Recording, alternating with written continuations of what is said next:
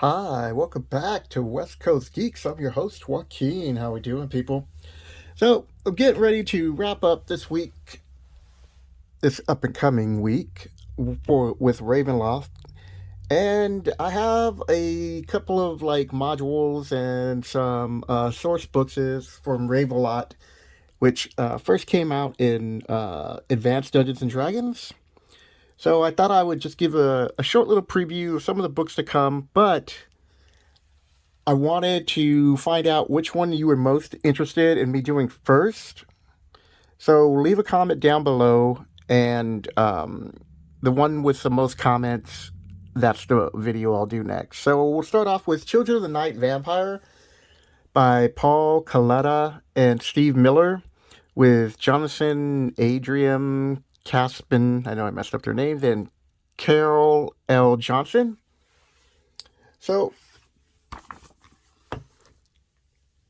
I'll just let you read the back. I'll read it out loud for you because you probably can't see it. Behold the many faces of mankind's darkest enemy. Twin puncture wound marks the kiss of Nosferatu. That's as close as I'm going to get it, folks. Blood trickles with the slow crawl of despair.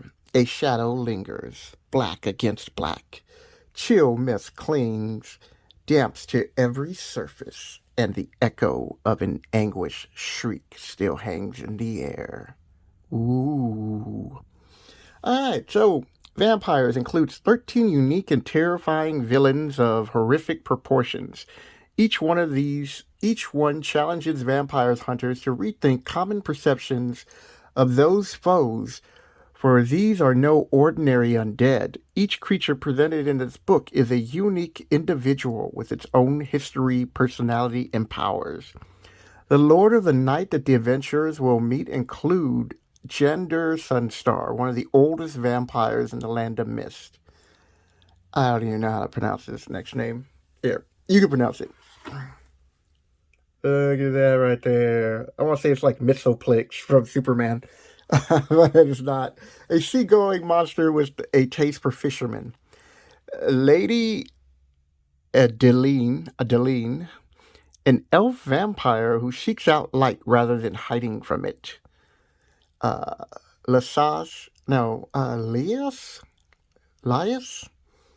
von Yarvik, who converts the power of her great uncle Strahd, and many more.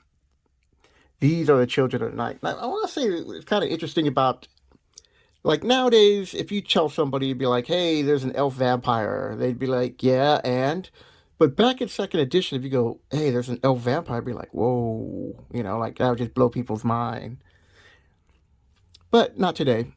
All right, so these are the Children of the Night. Children of the Night Vampire is the first in a new series that will brings to unlife the creature types treated in the best-selling Van Richten guides. Each volume offers biographies and distinct and monstrous villains, easily added to any game, short adventures featuring each nemesis, which can stand alone in a form of a mini-campaign, unique ways to fight each foe, and adventure hooks for using them as recurring villains. That's for all ages. Alright, so next we have Forged in Darkness. And this is official, people, alright? It says official campaign accessory. Forged in Darkness by William W. Connors, Absolute Power. In the bewitched domain of Tempest, under the pale amber light of a full moon, a wandering band of adventurers comes across the severed hand of a hanged man. Far beneath Darkon's dread castle Avernus, a mysterious black vault is sealed, locking away an assortment of magical arms and armor until such time as cause of evil demands their service. Across the dread domains of Ravenloft, sinister craftsmen created magical items of unequal power and absolute evil. Absolute Corruption. Forge of Darkness presents players and dungeon masters with a collection of magical items, each of which carries the distinctive taint of the demiplane of dread. The 64-page omnibus of diabolical devices is certain to add an element of the macabre to any Ravenloft campaign. Next, we have Ravenloft Dark Lords. Dark Lords. Within the volume of the 16 Dark Lords and Ladies, each a prisoner of Ravenloft, yet some are new to the setting, yet all may seem hauntingly familiar for those who have been lurking at the edge of the nightmares, waiting for the chance to merge in your campaign. The Headless Horseman, the Phantom Lover, the Vampire Panther. These and other I can't pronounce that. I'm sorry. For those people who don't know me, which is all of you, and hello, I have a little bit of a speech impediment, and you're going to hear my lisp. So,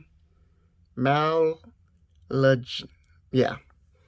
Can't do that right now. Forces await. You read ghastly tales of their past and grim account for their present. You visit their dark domains and the tour horrid sights, portraits in a 10-page map. The shadows are lengthening, the air is growing thick, the Dark Lords are calling. Their voices are carried by the mist of Ravenloft, and you have little choice but to answer. Also, as a side note, for those people out there who have like maybe a little speech impediment or a lisp, don't be afraid to speak in public, to record videos, to read things out loud. You know, if you watch any of my videos, there are words that I stumble across and still can't pronounce. If I really wanted to make this a smooth video, I would pause it, then go online, have the word repeated to me. But, I don't really feel like doing that.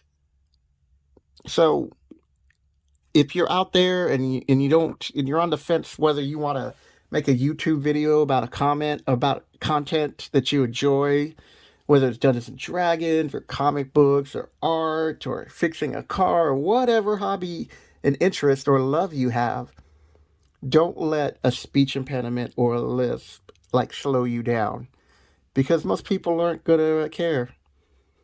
All right, so there. All right, The Awakening. Okay. I've always liked this cover. I thought it was a cool cover.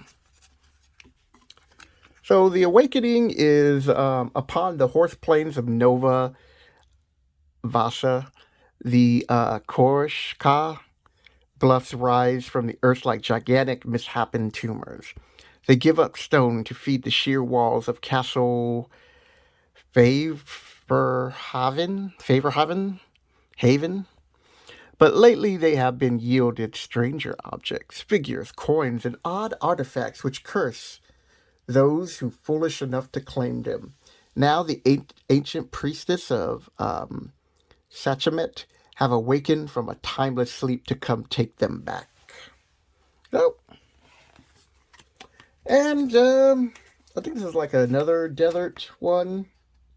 So, Touch of Death, as you can see, classic, like Hollywood back in the days of The Mummy. Touch of Death by Bruce Nelsmith. The Touch of Death. Also sounds like a martial art movie. Yeah! Alright, I know, I should edit that out, but I won't. The mist of Ravenloft envelop you once again. When you realize where they've taken you, it's too late. You find yourself in the burning wastelands of Harakari, where nothing is as it seems. The desert is a powerful foe, but in Harakari, an ancient evil is awakening, and the desert will be the least of your worries. As withered hands cast off ancient shrouds, little can save you from their touch of death. So, the reason why I picked out these adventures or supplements is because, it's the latest Van Richten book that came out for 5th edition. These are all good supplements and beginning to somewhat mid-level adventures that you can easily add into your campaign. And it's also just to show you that there's more to Ravenloft than just Strahd, and there's more information out there than Van Richten's guide. for 5th edition. So, even though I did enjoy certain aspects of Van Victen's guide to Ravenloft, there's so much other source material out there that you can call upon to aid you in your campaign. So with that, people, leave a comment below. I would love to hear which one you'd be interested in for me to do like a brief little review where I don't give all the details, but just somewhat of a synopsis to get you maybe interested or your players interested. So if they watch the video, they can tell their DM, hey, let's check this out without getting too much information about it.